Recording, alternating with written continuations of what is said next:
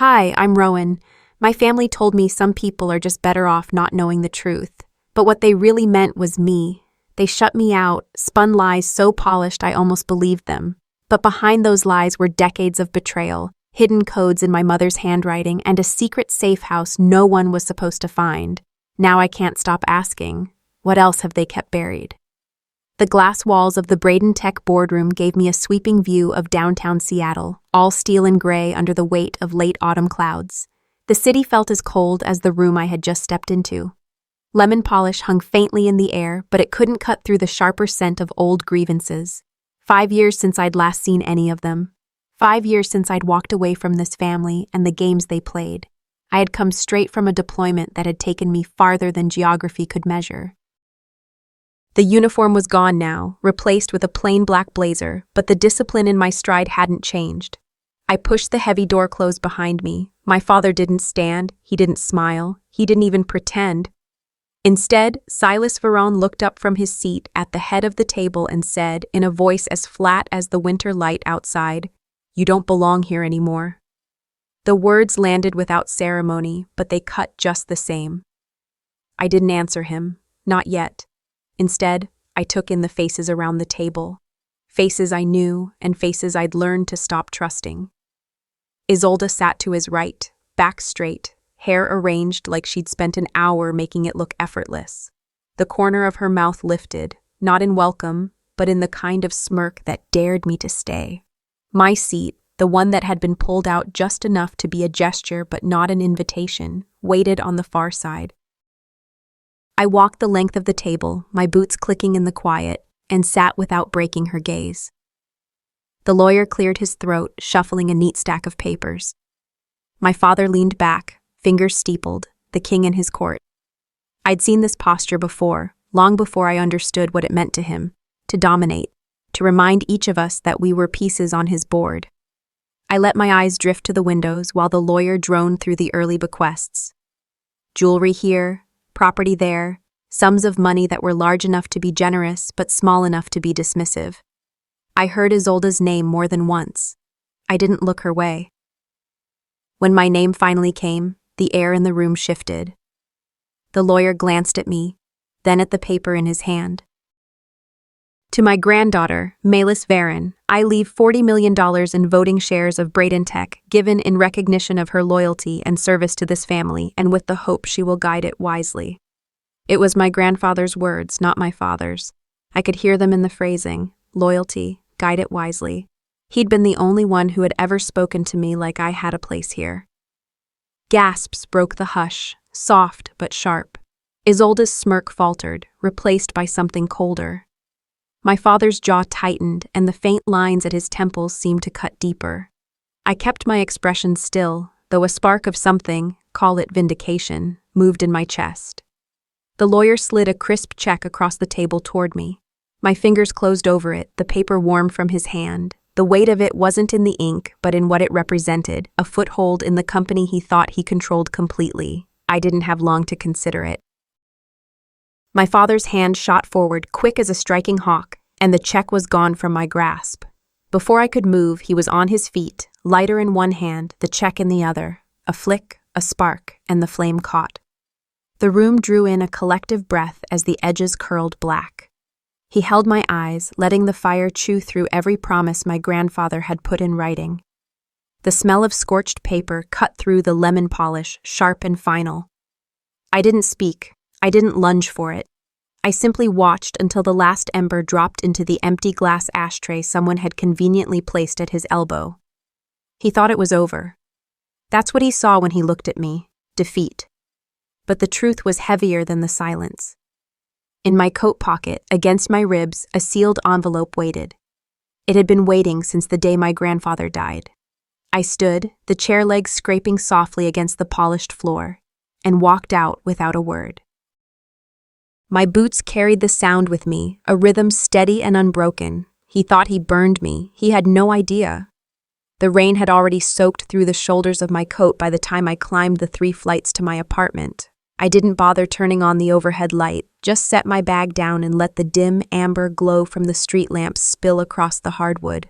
My boots tracked faint prints of water toward the small dining table. That's where I placed the sealed envelope, the one I'd carried out of the boardroom like it was made of glass. I stood over it for a long time, hands braced on either side, listening to the soft percussion of rain against the window. My father's smirk still played in my head, that look he'd given me just before I walked out. He thought he'd burned my future to ash. He had no idea. The envelope was heavier than it should have been.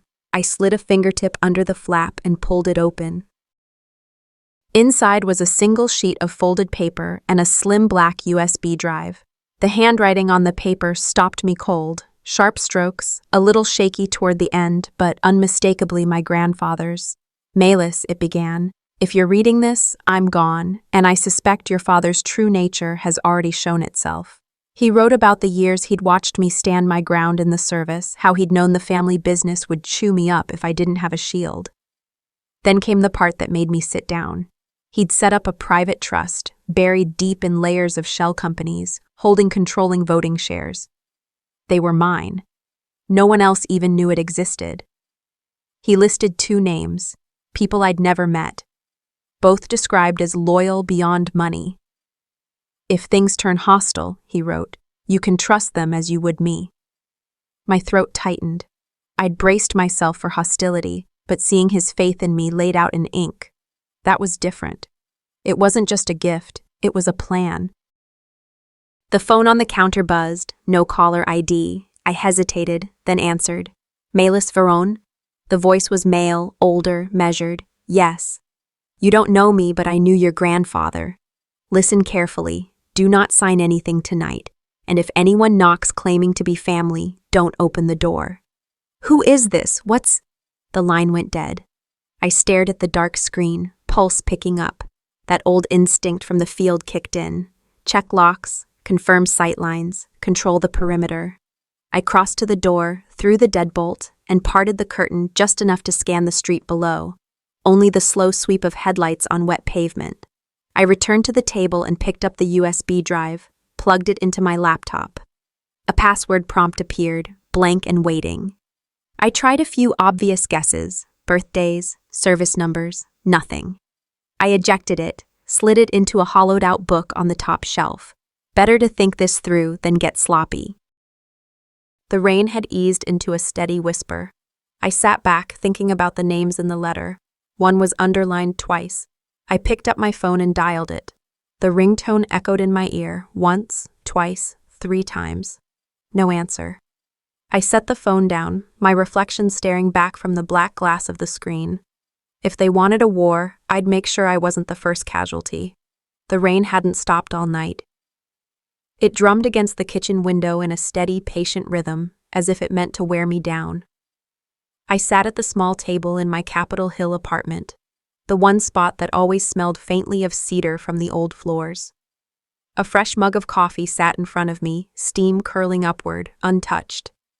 My eyes kept drifting toward the hollowed-out book on the shelf, the one that now held the USB drive from my grandfather's letter. I'd slept in short, shallow bursts, waking to the echo of that voice from last night, deep, deliberate, and unfamiliar. Don't sign anything. And don't open the door if it's family. It replayed over and over until the warning felt stitched into the back of my mind.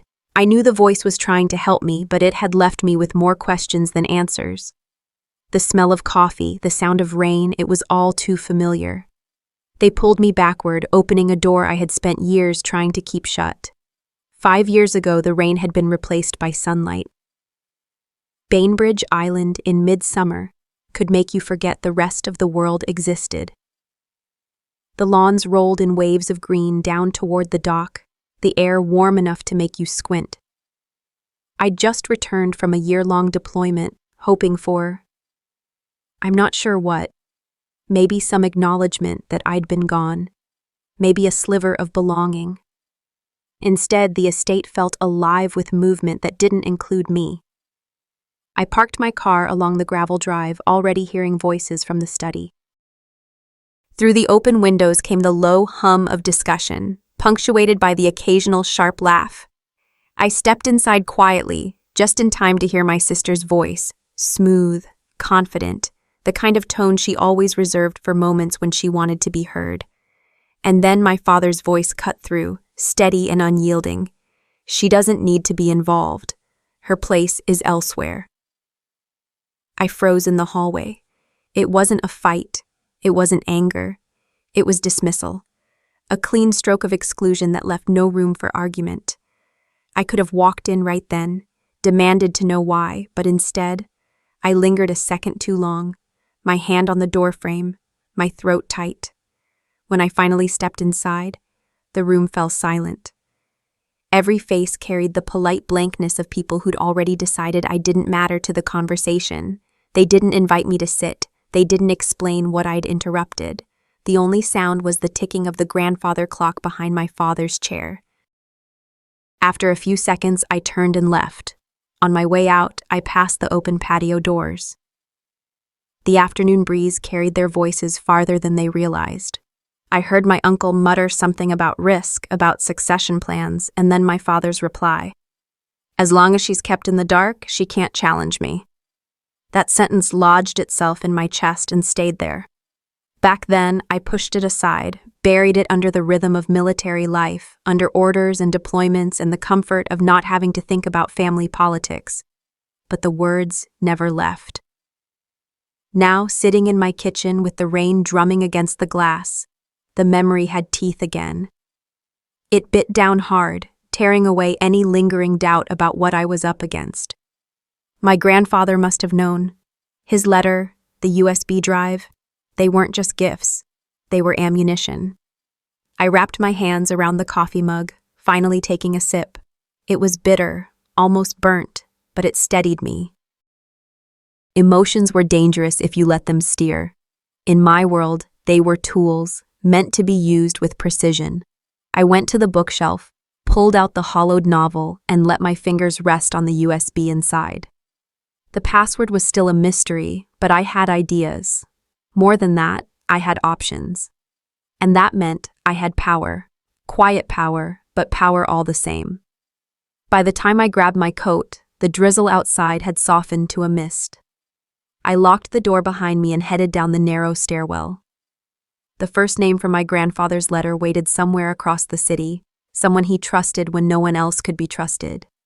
If they wanted me out of the picture, they were about to learn I was impossible to erase. The rain had stopped by the time I reached Pioneer Square, but the street still glistened under the muted light. The brickwork was slick beneath my boots, catching reflections from the amber lamps that lined the narrow sidewalks.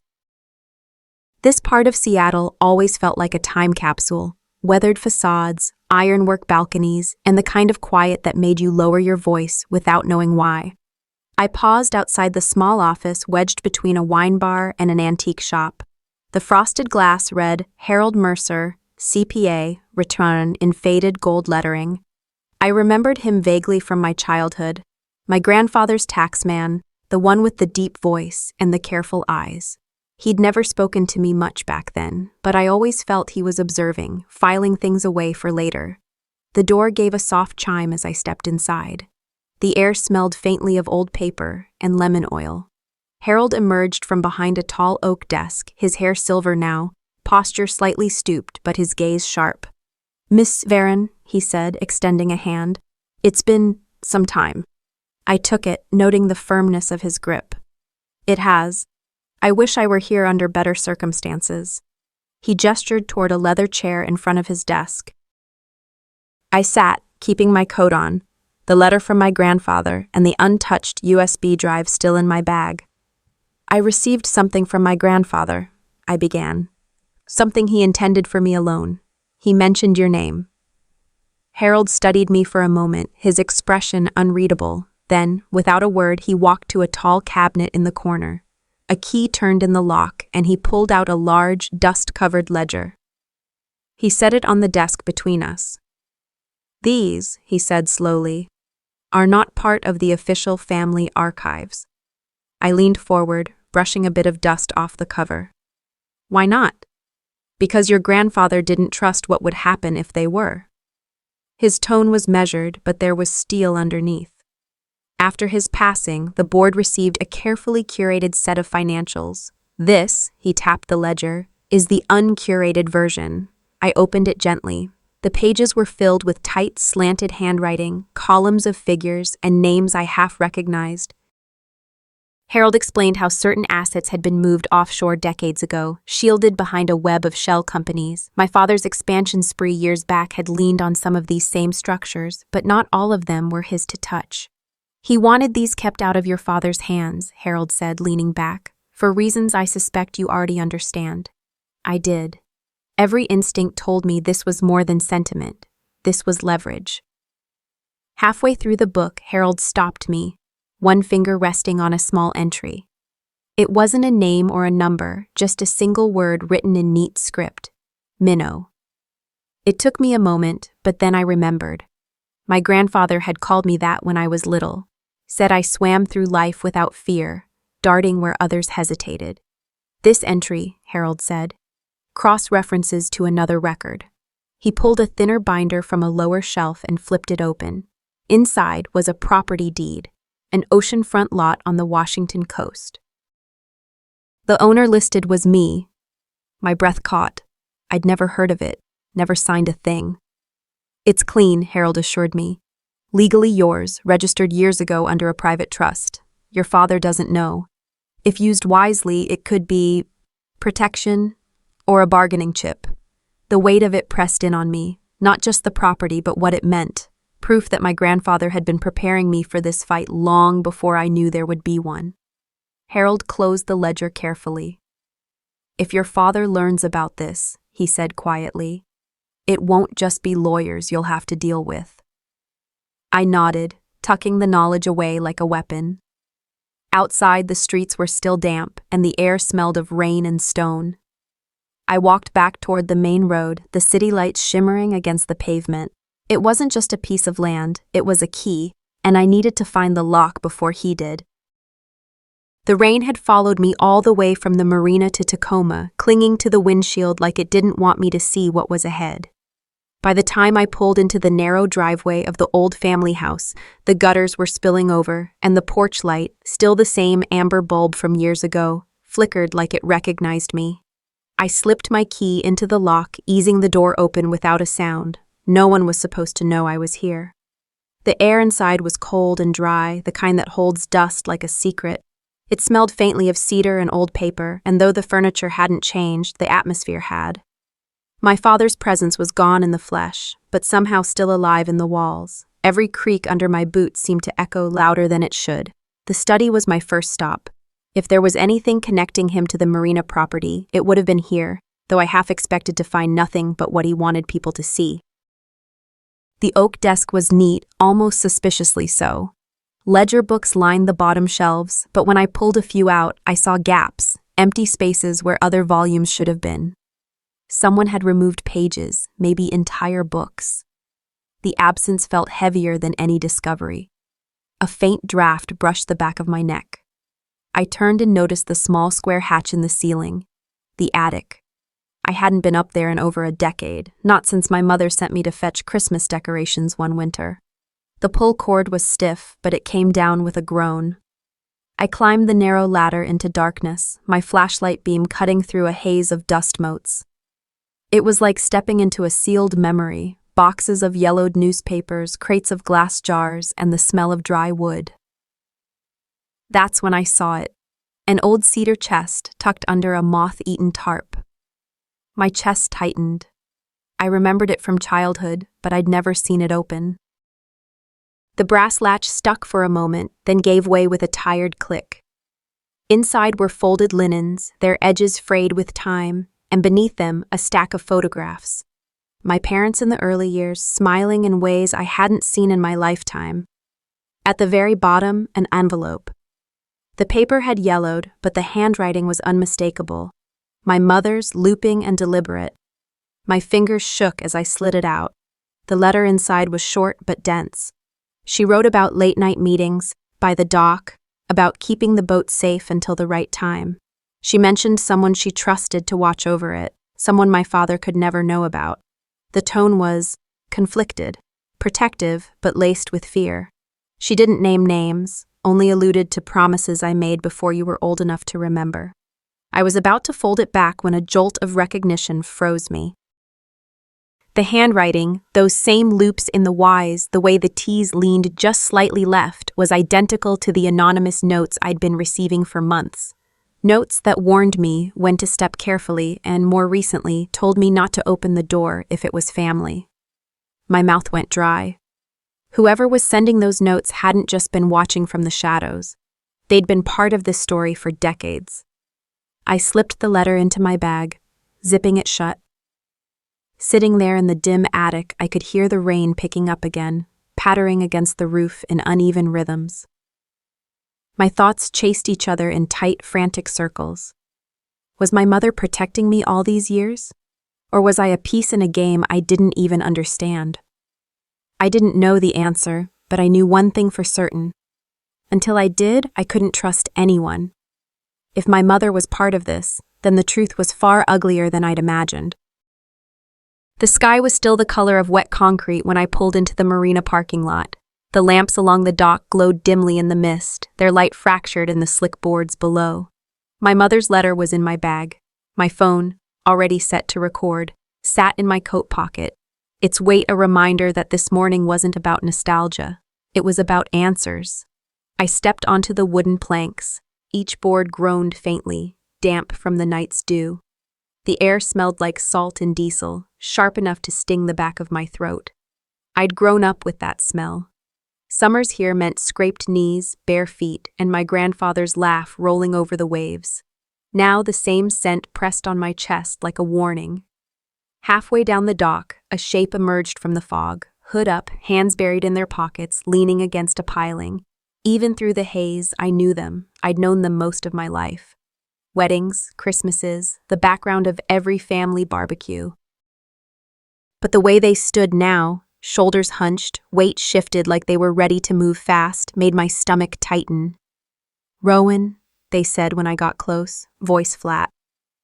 "You know why I'm here," I replied. I didn't bother with pleasantries. A small, humorless smile crossed their face. "You found the letter." I took the folded paper from my bag and held it up. And I recognized the handwriting, same as the notes I've been getting for months. So tell me, why? They didn't answer right away, just stared out over the water where the gulls circled in slow arcs.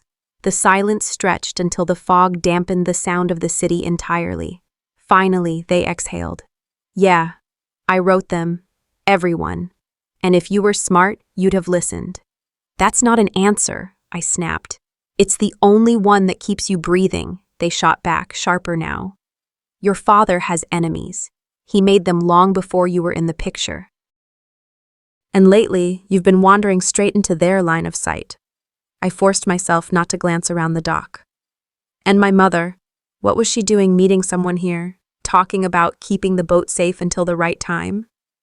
They hesitated, and for a moment I thought they might lie. "She was trying to protect you," they said finally. "From him, from what he got mixed up in. She hated being in the middle, but she knew if she didn't play along, it'd be worse for you." The words hit hard, but I kept my voice cold. "So you were what? Her messenger? Her shadow?" Their eyes flicked to me, guarded. "I was making sure you stayed out of it." My pulse thudded in my ears. "You failed." They ignored that. "There's a storage unit. Been under your family's name for decades.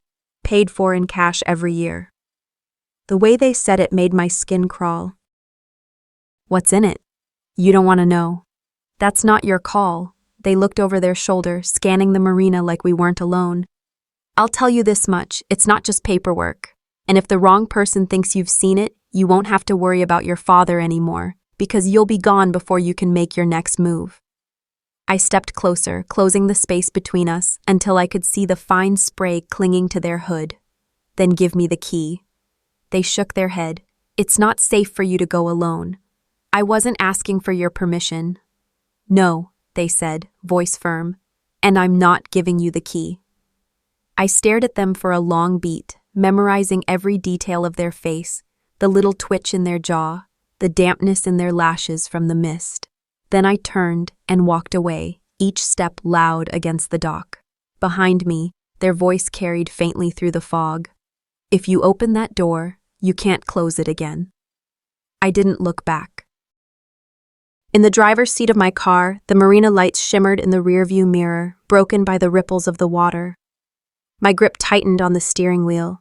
If the key wasn't in my hand, I'd just have to find another way in. The rain had stopped, but the air over Tacoma's industrial harbor still carried that cold, metallic bite that settled deep into the lungs.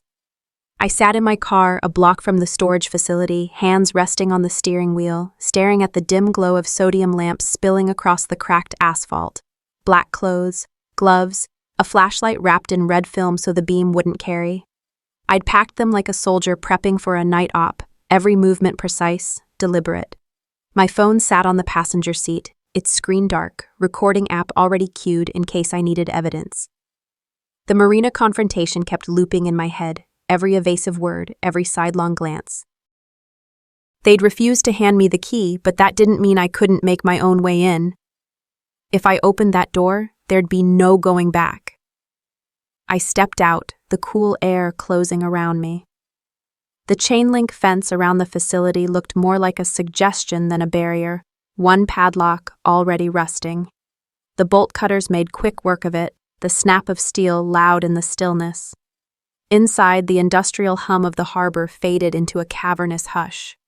The concrete corridor stretched ahead, lit by buzzing fluorescent tubes that flickered like they were on their last breath. Each footstep echoed, sharp and hollow. My pulse matched the rhythm. When I reached the unit listed in the marina records, something made me pause. The dust across the concrete had been disturbed, thin scuff marks like someone had dragged a crate not long ago. I knelt, running a gloved hand over the padlock. It wasn't old. The metal was too bright, the edges too clean. My gut tightened. Whoever had been here hadn't just passed through. They'd come with purpose, and they'd beaten me to it.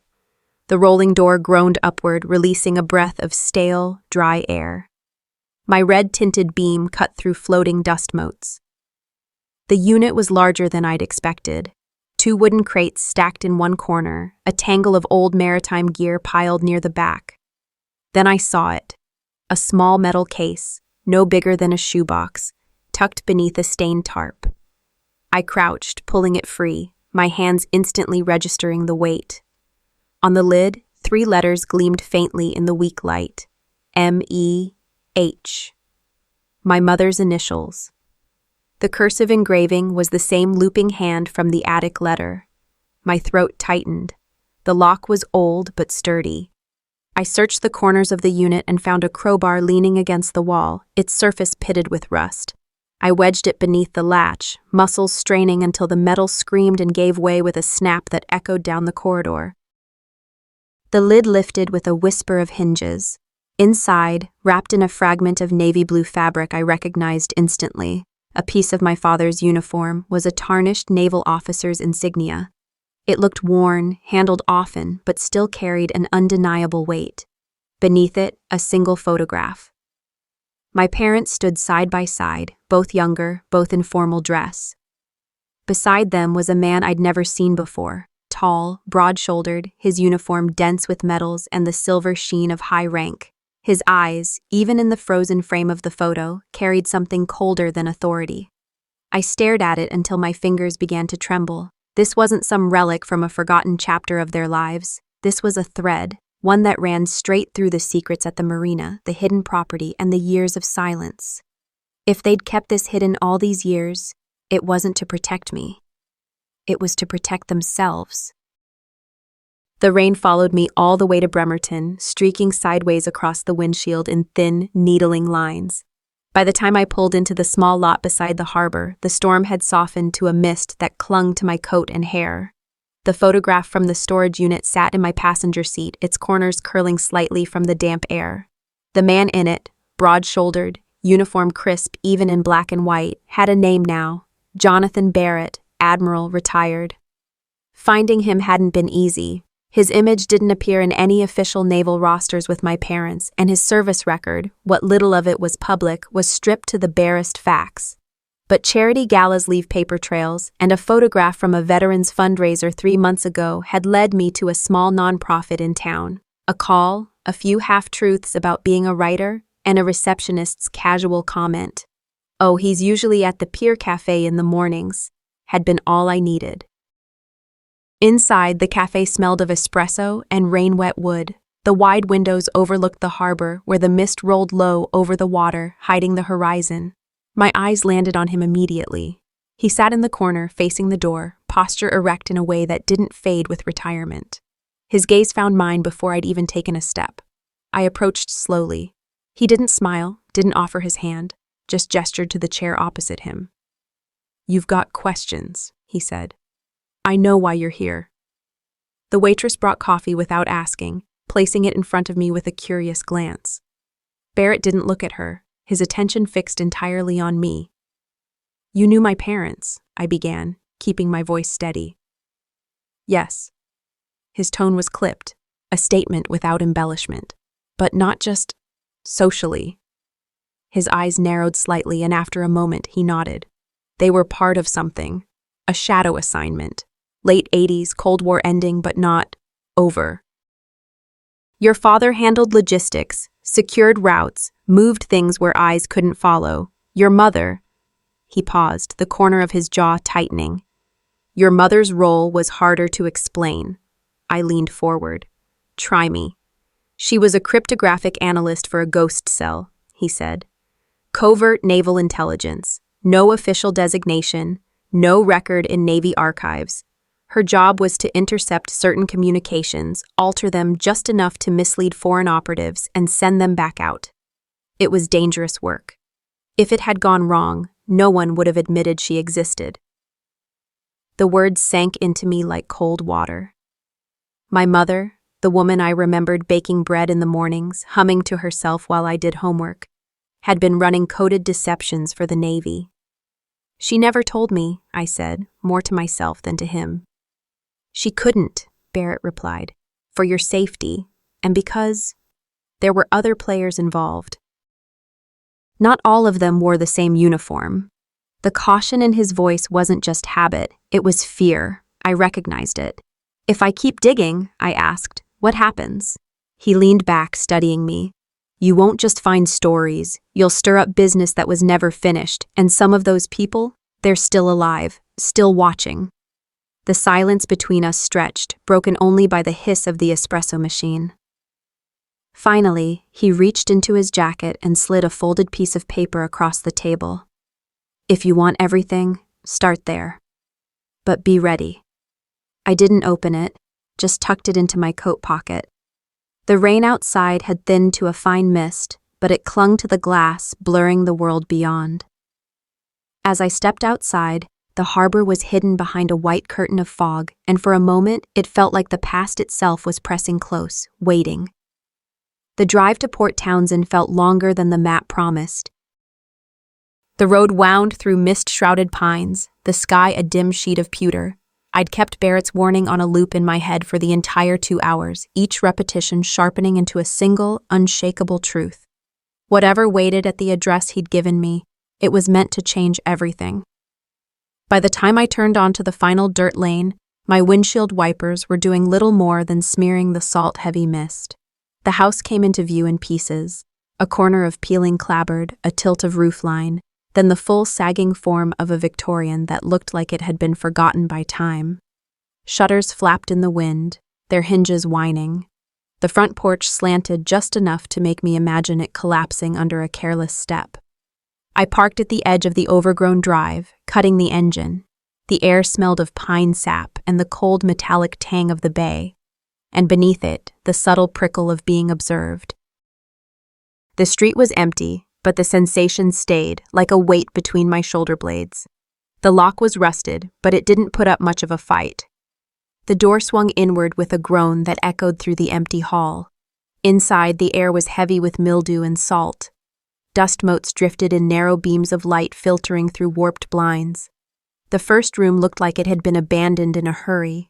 Chairs pushed back from a long table, maps spread out, but curling at the edges. A cracked photograph in a simple frame. 4 men in naval uniforms stood in front of a ship's bow, their faces worn with the grain of the photo. two were turned just enough to make identification impossible. I moved deeper in. The floorboards shifted and sighed beneath me, the sound unnervingly loud in the stillness. The clues came slowly at first, subtle, almost easy to miss. A reinforced basement door with a military-grade lock, the remnants of a radio antenna on the roof, wall wiring concealed in ways no civilian electrician would bother with. Then the details began to add up. Tide charts marked in red pencil, coded frequency lists, a folder of radio call signs. This wasn't a family home. It was a safe house. I could picture it in use. Officers and operatives hunched over the table, exchanging intel, waiting for the next signal. A place where missions were planned and people disappeared until it was safe to surface again. In the study, something broke the pattern of dust and decay. A section of the wall paneling sat just a fraction out of alignment. My fingers found the edge and pried. The false panel popped free with a soft crack of wood. Behind it, the hollow space was lined with lead sheeting. Inside, wrapped in a yellowed linen cloth, lay my mother's leather notebook. The cover was scuffed, the corners worn down from use. Alongside it were several sealed envelopes, each marked with dates and locations. And then the file. A thin manila folder stamped in block letters, Incident 72 Delta. Inside, fragmented mission logs, casualty reports with entire sections blacked out, memos that ended mid-sentence. It was the kind of paperwork that made silence feel louder than words. The narrative was fractured, but the pieces were enough. A mission that had gone wrong, an operative who'd betrayed their own, and a loss so severe it had never been entered into official records. One slip of paper, tucked into the file, had a single name scrawled in my mother's hand, circled twice. I didn't recognize it. I had just closed the file when I heard it. A faint, steady hum. Through the warped curtain, I caught a sliver of movement. A dark sedan sat idling at the end of the lane. My pulse kicked hard in my throat. I shoved the notebook and file into my bag and slipped out the back door. The overgrown yard clung to my jeans, wet grass soaking through. I kept low, cutting across toward the tree line. Behind me, the wind carried the sound of a car door slamming. I didn't stop moving until I reached the main road. Only then did I look back, the house now just a silhouette in the mist. Whatever I'd just taken from that place, it wasn't meant to see daylight again. Rain traced lazy patterns down the window pane, each drop catching the glow of the streetlight outside before slipping into darkness. My kitchen table was buried under a collage of paper. Safe house files, brittle envelopes, the leather-bound notebook I'd pulled from the false wall. It smelled faintly of cedar and something older, like the air inside a locked trunk. I'd been at this for hours, cataloging each page, stacking them by date when I could find one, by context when I couldn't. Yellow sticky notes bloomed across the table in crooked rows, names, coordinates, fragments of phrases that sounded too deliberate to be casual. My mother had always been meticulous, but she'd been clever too, clever enough to hide meaning in plain sight. Two things stood out immediately. She switched between two inks, alternating mid-sentence, and she had a habit of slipping certain phrases into her writing. Clear skies, safe harbor, keep the line. I'd heard her say them in conversation when I was little, never thinking they might be code. I took a breath, reached for my notebook, and began running the first entries through a cipher I'd learned back in my early intelligence training. It was slow work, the kind that forced you to live inside each word until it lost its shape. But after enough substitutions, something bled through. It wasn't a mission order. It was a letter. Beneath the tactical notes about supply drops and Delta rendezvous points was my mother's voice, stripped of formality, raw in a way I had never known. She wrote to someone she called only C, words curling with both warmth and fear. She regretted how it ended, feared the circle was compromised, and pleaded for C to watch over the girl. The girl was me. I read that line 3 times, my throat tightening until it hurt. I pushed the rest of the pages aside and began cross-referencing the names in her notes with the safe house logs. Over and over, one name kept surfacing. J. Harland. My pen paused mid-stroke. Harland. The man who brought peppermint bark at Christmas, who winked at me over dinner, who always seemed to appear when my father was away. I had thought of him as a friend of the family. Clearly, he was something else entirely. I turned back to the notebook. The ink changed, darker, more forceful. My mother's careful loops gave way to sharper strokes, as though her hand shook while she wrote. Here, Harlan's name appeared beside words like leak, coordinates, and unauthorized transfer. One entry stopped me cold. If it is Harlan, I should have seen it. The betrayal isn't just professional, it's personal. I sat back, the rain outside hitting harder now, my pulse keeping pace. If Harlan had passed classified coordinates to a third party during Incident 72 Delta, then his place in our lives had been built on a lie. I reached for my phone, scrolled down until his name appeared. The contact photo was just the generic silhouette. No smile, no eyes, no warmth. My thumb hovered over the call icon, the glow of the screen painting my fingers pale. If I called him, I might finally get answers, or I might step onto a path I couldn't step back from. The rain deepened, a steady roar in the background, and for a long moment I simply listened to it, the phone still in my hand. Some truths don't set you free. They put a target on your back. I set the phone down, but I knew I wouldn't be able to leave it there for long. Late-night wind cut across the ridge road as Rowan's car crept toward Harlan's estate. Pines loomed in the headlights like silent sentries, their branches swaying in the damp chill. She kept one hand steady on the wheel, the other brushing the outline of her mother's notebook in her bag. It was bait, evidence, and, if her plan worked, the final key to ending this. The wrought iron gates parted with a slow groan after Harlan's voice came through the intercom, polite but flat. "I assume you're here to talk sense." "I'm here to finish the conversation," Rowan said, keeping her tone calm, almost conciliatory. Inside, her thoughts ticked through the plan. The notebook on the table, the casual references to Incident 72 Delta, the small camera hidden in her jacket transmitting every second to Admiral Brandt and the federal task force parked miles away. Harlan greeted her in the doorway with a half-smile that never reached his eyes. The warm lamplight behind him only sharpened the lines of his face, making his expression more predator than host. He offered a drink. She refused. "You've been busy," he said, gesturing for her to sit, "digging up ghosts. But you've misunderstood a great deal." "I'm open to correction," Rowan replied, letting her voice stay soft, even curious. He leaned back, watching her. "You think your parents were victims. They were players, high stakes, dangerous board, and they weren't as innocent as you'd like to believe." Rowan tilted her head, feigning thought. "Like in Incident 72 Delta?" His jaw twitched before the smirk returned. "So you've heard the name." That was the first crack. She pushed. "I've heard it was the kind of operation that doesn't get filed anywhere official. That someone made sure the right people disappeared afterward." He chuckled. "Someone had to. You can't run a game like that without trimming the edges. Your mother knew. Your father, well, he was useful until he wasn't." Rowan kept her hands still on her knees, though her pulse was pounding. "You talk like you were in charge." "Not in charge," Harlan said, the pride in his tone belying the words, "but the one who kept the board clear of liabilities. For decades. You think that's easy?" Every word was feeding into the encrypted channel. Brandt would be listening, the agents would be moving. Harlan's eyes narrowed. "But I can see you're not here for the truth. You're here to make trouble." He turned his head slightly and called out, "Bring her in." Two men stepped into the room, broad-shouldered, clean-cut, military posture still in their bones. "You're going to leave with them," Harlan said, voice casual, "and we'll have a longer conversation somewhere more private." Before Rowan could answer, the distant wail of sirens swelled, cutting through the night. Blue and red lights spilled across the wide windows.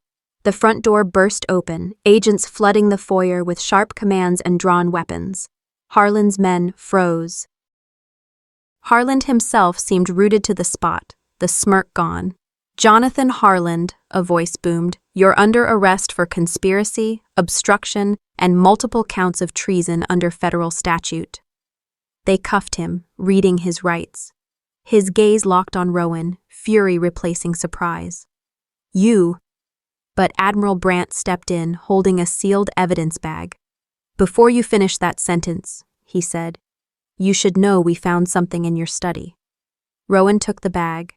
Inside was a single folded page in her mother's handwriting. She broke the seal with trembling fingers.